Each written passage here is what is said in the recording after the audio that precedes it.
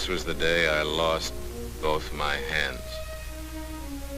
On this June day in 1944, someone else's fingers were writing down my words in my diary. But there just weren't any words for many of the things I thought of. I had a lot of time for thinking. I had all day and more of the night than anyone knew. Crazy thinking at first, like remembering a kid's party where they tied my hands behind my back and made me take a bite out of an apple hanging by a string. I thought of the time in the meat market where I worked before the war, when I sliced the tip of my right middle finger and had to get along with my left hand for a week. Just the tip of one finger, yet I was 50% helpless. How would it be now with stumps instead of fingers and palms and wrists? How would it be when I couldn't even handle a cigarette by myself? Then I began to remember stories from civilian days of armless men who learned to paint good pictures with the brushes held between the toes. And back home, I'd heard of a woman without hands who knitted sweaters for the Red Cross with her feet. That wasn't much of a comfort. It was clever, and it was okay if someone's ambition were to paint portraits or knit sweaters with his feet. But it wasn't what I wanted. With the help of my neighbors, I could get by. I found that out early and felt better for it. But I didn't want to go through life dependent on others. Most of us in the ward felt that way. Days we'd kid each other and have plenty of laughs, but after lights out, I wasn't the only one who'd stare into the dark, thinking. I still thought of that kid's game with the apple on the string. Rip, who fixed it up for me to smoke, probably thought of other things, like walking across a frozen lake on stilts. He'd lost both feet at Anzio. One thing I envy the others, though. They got theirs in combat. I got mine on D-Day, all right, but it was in North Carolina when half a pound of TNT exploded ahead of schedule. I didn't have a German scalp hanging from my belt. I didn't have a Purple Heart. I didn't even have an overseas ribbon. All I had was no hands. Then, 3 weeks after I went into the ward, something came along that made a big difference to all of us lying there day after day, worrying and wondering. They'd shown us movies before, but they said this one was special. This one was made by the Army just for us. There wasn't a single blonde in it, but they said we'd all feel better if we'd take time out to meet McGonagall. This is my neighbor, Charles McGonigal. I'd like you to meet him. I think he's an interesting fellow. Watch him shaving, for instance. What's unusual about that? Well, Charlie has no hands. No hands other than these ingenious substitutes. But he does things as easily and... We were a tough audience for movies. The day before, one of our guys who left a foot at Kwajalein had thrown his crutch at the screen when the hero recited poetry to some pin-up girl. But we listened hard this day, all of us. Johnny with one leg, Buck, one leg, Frenchie, one arm, Bailey, one leg, Red, one arm, Cradella, no legs, Papa Frank, one leg, and me. I listened because here was a man named Charlie McGonigal, a man without hands since the last war, doing all the everyday things I thought I'd never do again, doing them with hooks. Nothing fancy like pole vaulting or repairing watches or even knitting with his feet. Just the acts of normal living like shaving and eating and dressing himself. He does it alone from the first sock to the final tilt of his hat. This vest, instead of buttoning up in the regular way, hooks together for convenience sake. Charlie can handle buttons, but the hooks are time savers. In a world where the tendency has always been to streamline time, there are forecasts of the zipper vests that you and I will be wearing when Hitler and Hirohito are things you talk about only in the past tense, like Dillinger and Model Ts. Even the leg boys seemed encouraged by what they saw on the screen. It showed them what a man could do if he tried. Charlie has none of the characteristics of a Superman. He's a man who lived normally before the war, and he set himself no goal but to live normally after it. He succeeded because he had patience. He had faith in himself, and he knew that it could be done. It took a little while, but he got there.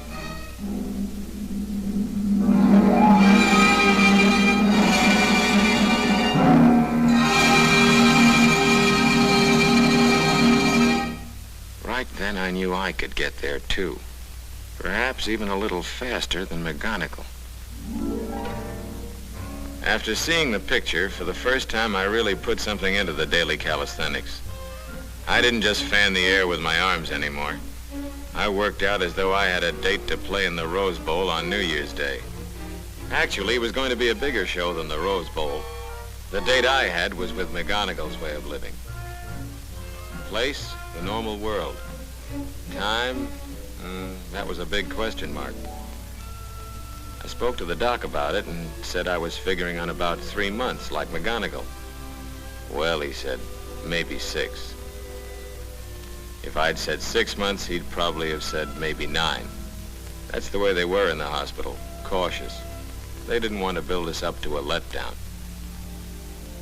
The doc told me to begin toning up in what we called the workshop, which was less of a mouthful than the orthopedic occupational therapy shop. With a cuff attachment, things became easier right away. I wrote the words, "Dear Mother," again. I hadn't done that since June the 5th, 5 weeks before. The writing wasn't as pretty as it used to be, but it could be read, and it was my own. I discovered that I owed a great debt to the man who invented the typewriter, and to the nurses who were patient when I got the keys into a traffic jam. Ping pong helped limber up my arms and shoulders. I couldn't reach the ones on the far outside, but my control was good, and I won more games than I lost.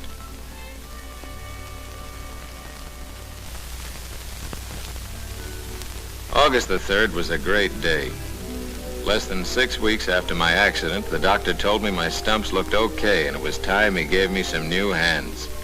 Well, I felt like turning a couple of cartwheels, but that wasn't quite possible, so I just thanked him and made a date to go downstairs.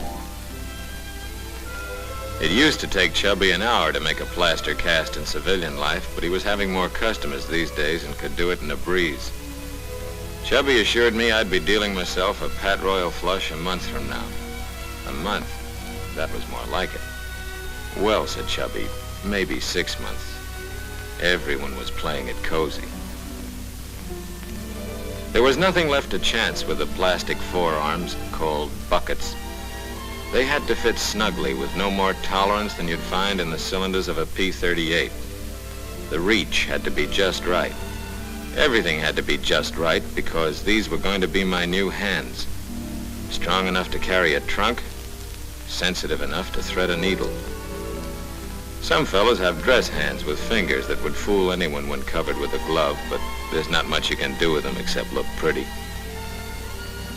I got my prostheses, as they're called, a week after Chubby took the mold, and the doc explained just how to work them.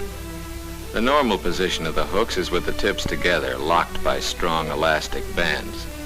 Each hook is opened by a cord which is pulled by moving the opposite shoulder. It had been nearly 6 weeks since I'd held anything under my own control, and that had been half a pound of TNT in North Carolina. I got quite a kick out of holding that pencil. When I came back to the ward, I couldn't help flashing my new hooks.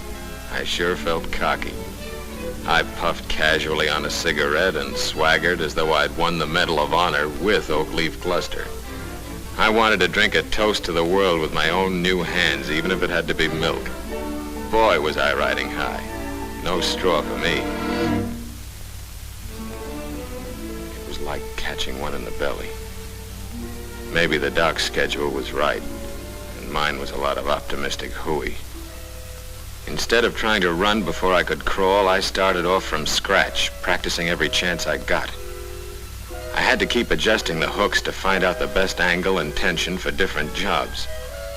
I had to develop new muscles and a whole new sense in place of the sense of touch that I'd lost. For instance, it seemed unnatural to have to move my left shoulder if I wanted to do something with my right hand. I began to think of it as a sort of remote control, like looking in a submarine periscope to see something up on top. After a few days and nights, it came more easily, but I wouldn't be satisfied until I could do it automatically without having to tell myself, left hand, right shoulder, right hand, left shoulder, every time I took a pencil or a box of matches. It was slow, dull work, and it was hard. There's no sense pretending it wasn't. But one thing I knew, it wouldn't do any good to cry over a bottle of spilt milk. Things were better in the orthopedic workshop where they dressed up teaching to make it more like a game. The checkers were different shapes and weights, and I didn't win often because the nurse could figure out her next 3 moves while I was making 1. It was a funny feeling coming face to face with gadgets that a child could operate and realizing that I had to learn them all over again. In the first couple of weeks with my hooks, I dialed more numbers than there are Smiths and Joneses in the New York phone book. And they weren't just collect calls either. I dropped enough coins in the fare box of a bus to take me all the way across the country. A cup was more difficult because it was slippery and breakable. And from the time I'd sat in a high chair, I'd always picked it up with a thumb and 2 fingers. Every time I handled a glass, I thought of a certain bottle of milk, and that saved the War Department plenty of petty cash for breakage. Maybe it wasn't the most exciting work in the world, but they'd rigged it up for our benefit, and every hour a man spent practicing brought him just that much closer to home, which was what the hospital wanted for us. It wasn't all work and no play. They provided us with just about every kind of sport there is, outdoor and in. I would never play basketball at Madison Square Garden, but in the pool I found that I could breeze along because speed in swimming comes as much from the legs as from the arms.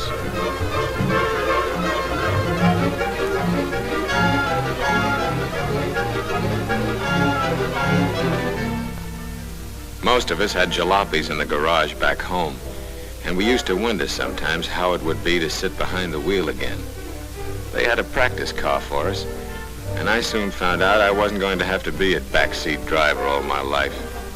Though there was one time I wished I had a chauffeur.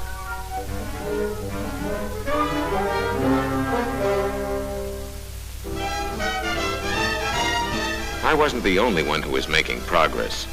It was wonderful to see how quickly the fellas who'd lost a leg, or both legs, had learned how to handle themselves. Watching them, I learned something about guts and the knack of having fun again.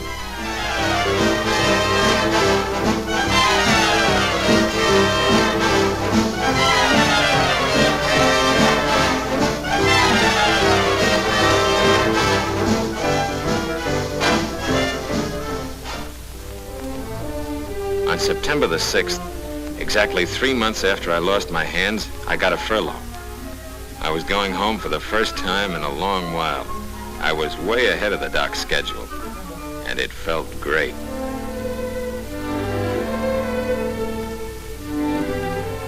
A furlough's a beautiful way to spend a piece of calendar. I was hopped up about it. But something happened on the train that got me unhopped. I spotted a seat. Then I saw who was on the other half of it, and, well, I didn't want to scare her away like little Miss Muffet.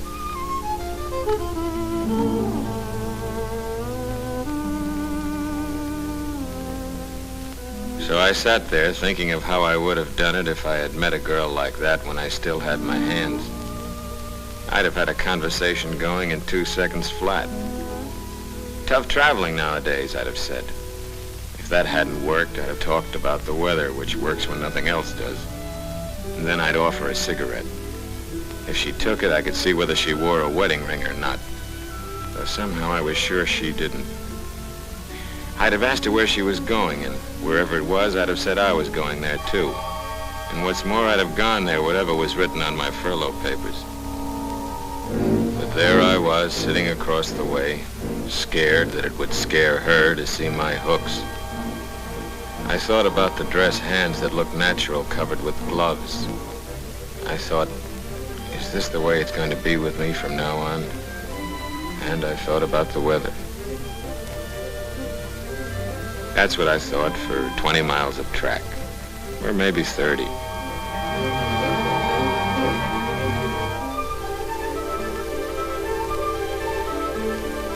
Wherever a man's home is, that's where the water is softest. And I never felt so clean in my life as the first day home. It was easy to work up a lather with a sponge gadget Fred Selby next door whipped up in less than half an hour. I had 3 showers that one day. Nothing had changed at home. The grass was in pretty bad shape because Mother wasn't husky enough for the lawnmower, and there aren't many men left in our neighborhood since the war. But I took care of it the first afternoon. Everything else was the same. I don't know how they managed all the food. They must have been saving up points for weeks. By the second day, I wondered if I'd have difficulty fastening my belt, not because of my hooks, but because of those meals.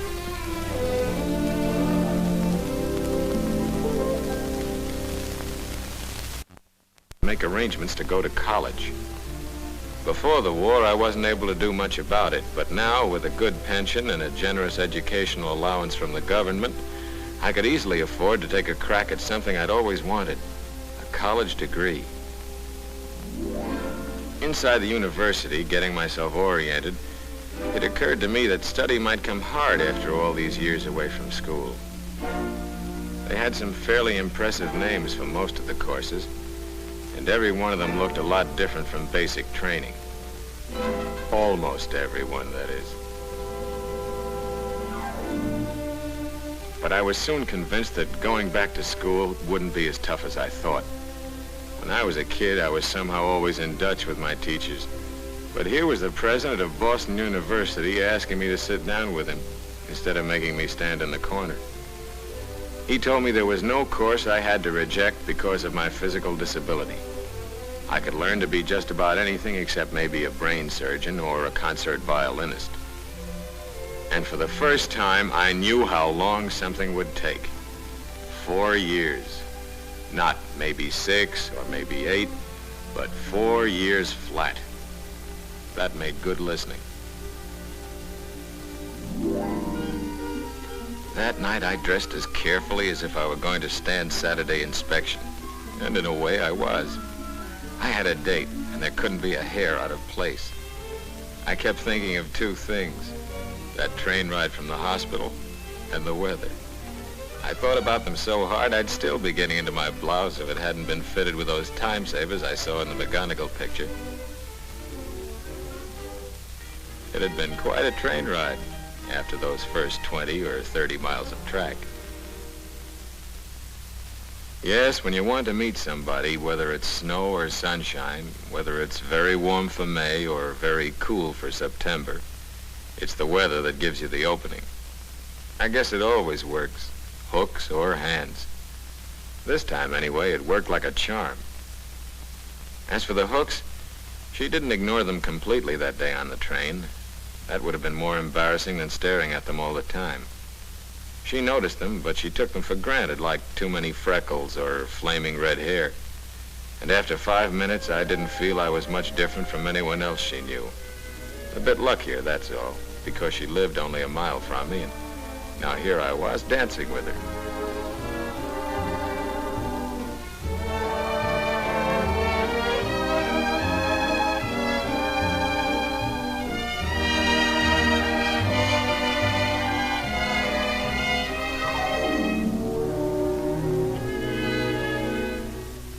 I had a swell furlough.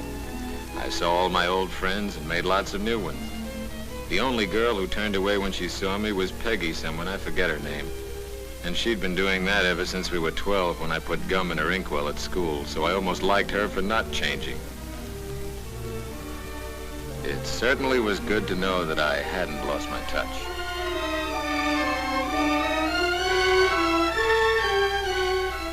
And so that night, just a little more than 3 months after I was hurt, I found myself writing, "This is the last entry in my diary because I think a diary is mostly to help remember things in the past.